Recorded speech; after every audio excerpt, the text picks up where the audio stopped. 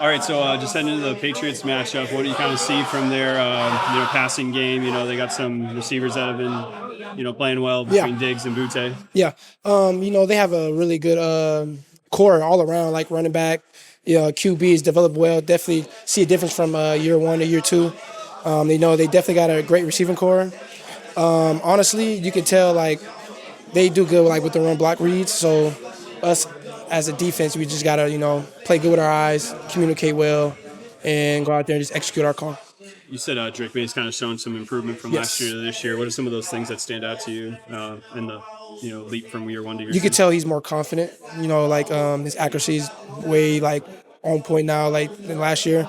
You can definitely tell like he's getting the ball out quick. He knows like his reads well, and if he's not there, he will run the ball too. So that's a big thing we got to watch out for, especially on third downs.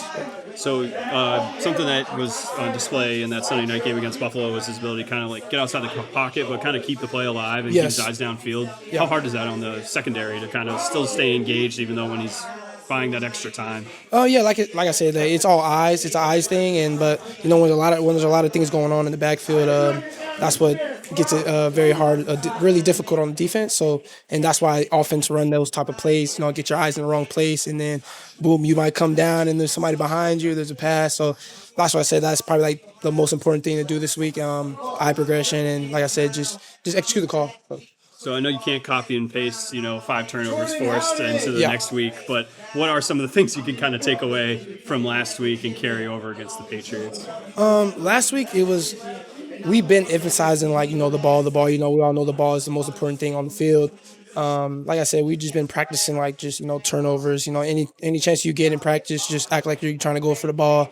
And when you practice and you preach it and you go out there and it happens in the game, five possessions in a row though is a little wild, but that was pretty cool. A pretty cool experience. So.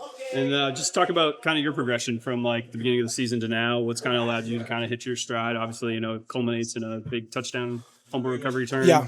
Just how have you kind of assessed your play 5 weeks into the season? Honestly, it's just like coming from OTAs and then going into camp. You're in a new system, new coaches, new players. You try to put all that together. It's not very easy to pick that up. So, that takes us over time, and that actually comes with your teammates as well, just bringing you in, just then bringing players from outside teams, bringing them in, and just all try to create one culture. I feel like that's the biggest thing. You start off the field with players and stuff like that, and you get on the field and it's be able to communicate well and play together. So. Perfect. Thank you. It's Appreciate been a couple of days, but still kind of a couple days later, how does that scoop and score feel? Did you look back on it? Does it still feel electric? How do you still feel? Oh yeah, it's first NFL touchdown, so definitely would never forget that moment. Didn't know that was I think the second longest. What is it? Fumble recovery to return. Is it Saints history? Yeah, Oh, I okay, didn't. Yeah, it was crazy. I didn't know that stat. So that was a pretty cool moment. Especially that would be in here for I don't know how long, but yeah, definitely. Like I said, took the ball home and the moment I'll never forget. So. Yeah.